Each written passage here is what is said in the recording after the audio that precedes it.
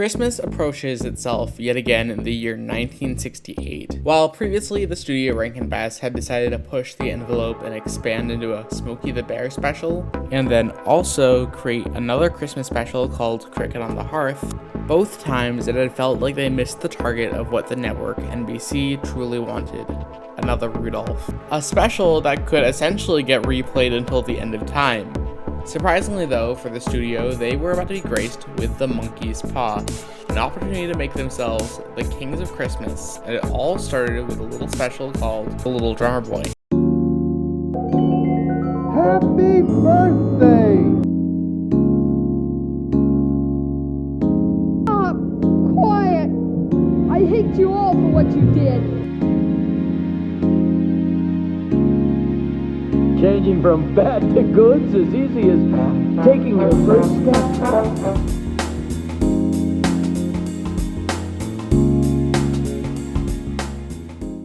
Now, before we get to break down The Little Drummer Boy, I think we need to look at something, the two flavors of Christmas that exist, festive and religious. Festive Christmas tales often are rooted in the vibes of Christmas. It's where most things in the Christmas zeitgeist land. From Rudolph to Elf and to things like Polar Express, topic for another day. Religious Christmas tales, meanwhile, find themselves rooted in the depths of Christian theology and value. Oftentimes, they're focused on bringing stories or messages of the Christian Christmas season to life. They're rare. I think It's a Wonderful Life fits here nicely. Best Christmas Pageant Ever is a really sweet modern movie that fits this. Little Drummer Boy fits here also because it adapts a story from a time in the Bible much more.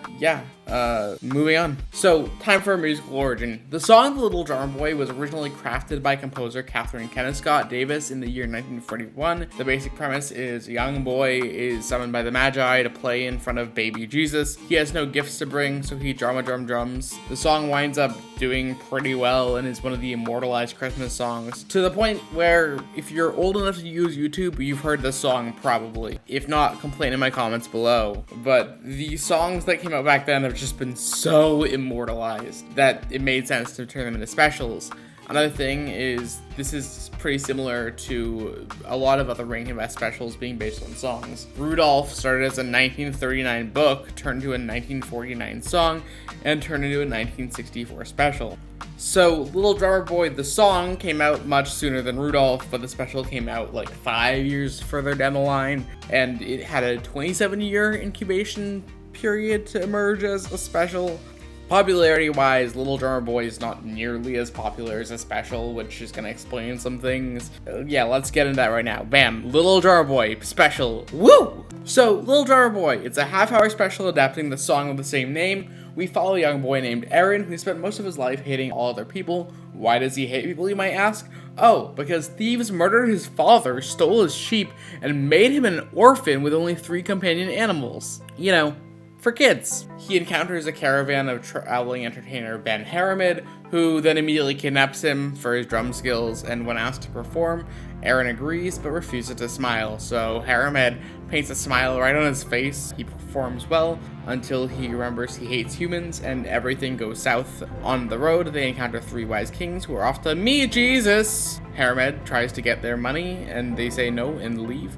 Aaron leaves Haramid, his lamb gets hit on the street by Romans, and it's suggested he go and find Jesus so the lamb can be healed. Upon finding Jesus and having no gifts, instead he performs, learns to love humans, and his lamb heals. Little Drummer Boy feels like it takes itself more seriously than a lot of the Rankin Bass specials. Occasionally in one of these specials, someone dies, sure, but being about an orphan boy who hates humanity, that's original. But according to the rules of naming children after their trauma, as I've been precedented by with the Ballad of Smokey the Bear, I think we need to give Aaron a new name. I am going to be naming this child Aaron to no parents. I was thinking of calling him Crybaby People later, but I think no parents fits the boy better. Oh my gosh. This is one of the darkest jokes ever on my channel. Why am I doing this? I'm so sorry to orphans. Orphans, you're doing great. I'm proud of you. Oh my gosh, what? This joke's evolving. Okay, let's talk No Parents, or as we'll call him from now on, Nope. I think the kid they got to play Nope does a decent job with the story materials that they give him. and being a child. It's just that he has the backstory of, and therefore, after consistently hating humans. Can we talk about that first scene that introduces him? Nope's introduced just walking with his caravan of 3 animals. And, like, immediately is like, you guys need to be happier, lamb. Smile more, camel. That's an awful Nope impression. I'm so sorry. And then, like, 2 seconds later, he gets kidnapped for his drum playing skills. Skills that, mind you, Ben Harriman barely saw him, but was like, I'm gonna exploit that child. So then he just drags Nope around, and yeah, that's most of the special. Once Nope meets the kings and his sheep nearly get murdered, things pick up. But that's just the last third of it. Oh yeah, and there's that point where they're in the city, and Ben makes Aaron play and paints a smile on his face. But then, after doing well, Nope has stage fright and literally tells the people that they're horrible. Like, again, great, good job, guys, all around. Story-wise, we should probably talk about Ben Harriman too. He's played by Academy Award-winning actor Jose Ferrer, and if I butcher that name, I'm so sorry. This is a very, very, very, very loosely scripted segment because it's about the little drummer boy, and the little drummer boy is a very unique topic to talk about in a retrospective. I don't know, I'm kind of going crazy. Yee! He gets kind of a song that's got stuck in my head, but you might be seeing the problems with the way he looks. His only motivation is money, and his design looks a little stereotypical. According to UPI, some specials moved the special off TV over Ben Harriman, specifically Detroit in 1991. So I gotta complain about something else, and the thing is media preservation. Of the original classics, which is different than the big 3, I swear. The big 3 is Rudolph, Frosty, Santa, and then Little Drummer Boy was like kind of like DLC for the DVDs that we had as kids. Its visuals have not been preserved nearly as well, especially on streaming. The entire special feels off in most preservations that I've seen. And it surprises me only because it's like the 4th biggest one. Well, okay, we'll talk about that another time. Much deeper rabbit hole, because opinions. Woo! Yeah, they exist. So with this being said, you're probably expecting me to say that I don't like this special. And you know, that's not technically true. I think what helps really is how different Little Drummer Boy feels compared to the rest of the canon, especially to this point. It's just trying to tell a story that doesn't fit the Rankin Bass mold fully. We never see the narrator. It's set in the times of Jesus. We went over it in episode 3, but the curse that the studio has is really repeated here, though, about it being too simple to be anything that really gels with me. But there's a lot of elements here in Rankin Bass's artistry. Most notably, this is the first time their actual stop-motion style comes into play. Most notably, I think Little Drummer Boy is the first real example of Rankin Bass's artistry style. Now, there's other times where there's stop-motion before. Obviously, there's Rudolph and also Smokey. But the thing about those films is they center around animal characters, and there's just a hint in how the designs work, where it feels something very different than the Rankin Bass doll style that we see really take shape after this and carry the company until the end of its run.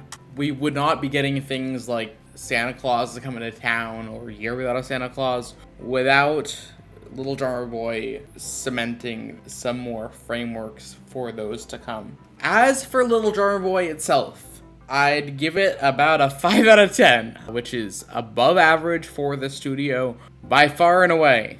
This is very nice. Good job, Little Drummer Boy.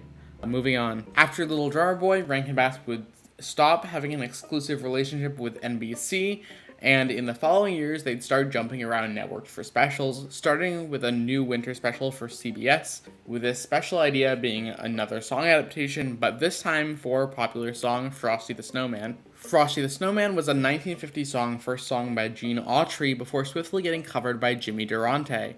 The special essentially made itself into the Christmas music zeitgeist. After these 2 recordings, Frosty as a song got covered from Kingdom Come, but the most significant version of it was the Jimmy Durante's version, which is most likely the direct adaptation for this Frosty special, and also significant because Jimmy Durante plays the special's narrator. Okay, Frosty the Snowman is a TV special where a group of kids use a magic hat and bring a snowman to life, but he's melting, so they gotta get him to the North Pole before he melts, and one of the girls, Karen, goes, "Yup, that's it. That's basically the plot here." I want to praise the good before we get into a lot of scathing criticism of Frosty the Snowman. Yeah, that's gonna happen. So for one, all the acting is pretty great in their roles. Durante is a memorable narrator, if weaker than others, but still good. Billy DeWolf's Professor Hinkle is one of the more memorable villains in the entire Rankin Bass catalog.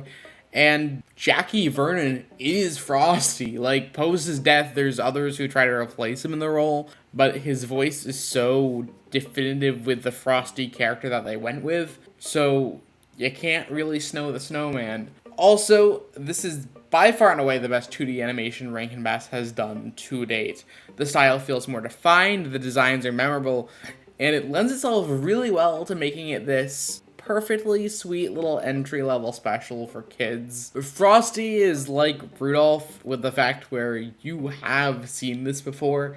Like, there's no doubt in my mind. It's a member of the Rankin Bass Big Three, and it's probably right after Rudolph in popularity. But quality-wise, this is the worst of the major three, and it's really not even close. Contrary to Rudolph and Santa Claus is Coming to Town, this one's only 22 minutes. And while the story's pace is brisk, I want to cut to the chase. Frosty is just purely for kids. Animation is cinema, guys, don't worry, but Frosty is for kids. Which, yeah, it's a Rankin Bass special, but look, I'm an adult who's watched the special every year of my, early to mid-childhood. Of the films my marathon last year when I watched through all of them, it was one of my only 3 rewatches on my Letterboxd even then. I had seen others prior, right, but those were the 3 that I had seen again in my adult years. The curse of the matter is that for me, even on this nostalgic mid-20-something level, I don't get much out of Frosty. It's kind of a numbness that you develop when you see so much media and things go on in this strange little loop. And while Frosty was probably a trendsetter of its time, there's nothing really here in the writing that keeps me on the Frosty train. There's only so many ways I can say that, and that's weird for me, because, the writing of Frosty's not bad. It's just boring more so than anything. Take Little Drummer Boy, a special which I think you can make a lot more fun of than Frosty. I kind of admire it way more than Frosty though, simply for taking the risks that it did. As little as some of the risks pay off in Drummer Boy, there's something deeper to think about when a special goes in a weird direction, which I think for those of you who are going to be still watching this Rankin Bass series, or even those of you who are going to be continuing to watch my channel after this video, is definitely something that defines my taste as a person who loves film, animation, and the history of media. Risks are almost always better than a boring film that I don't care anything about, which is also why specials like Smokey got a much higher score than something like Mice of the Mayflower and the Crickets on the Hearth. Did they multiply? Did the Crickets on the Hearth multiply?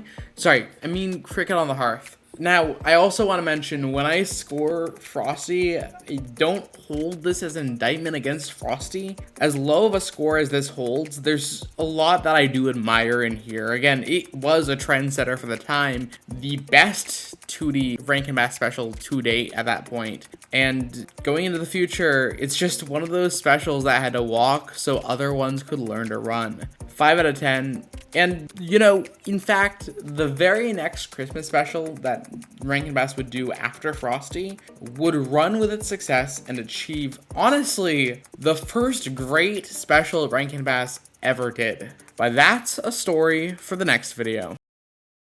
Hey guys, outro's been done now a little bit later than I normally do in my processes.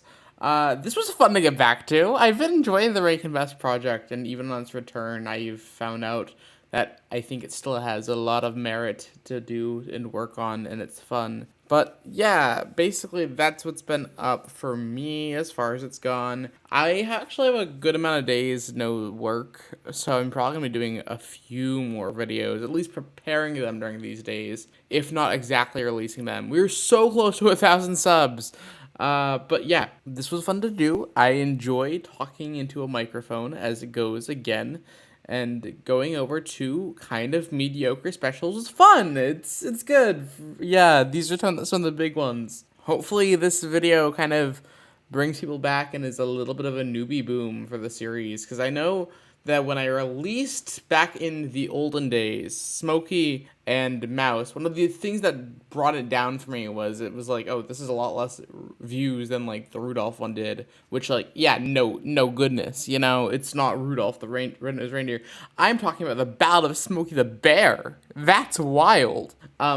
But no, I think I've been trying to work on letting my personality shine a little more in these. Not go for the purely documentarian approach, but something just more me. You're going to get videos here that you can look at. You can go to my channels page from here, wowzers. And then you can also go and back to the start of the series. That's fun. I made a Chicken Little video last month or this month, and that one, well, yeah. I appreciate you guys so much. You're amazing. Bye!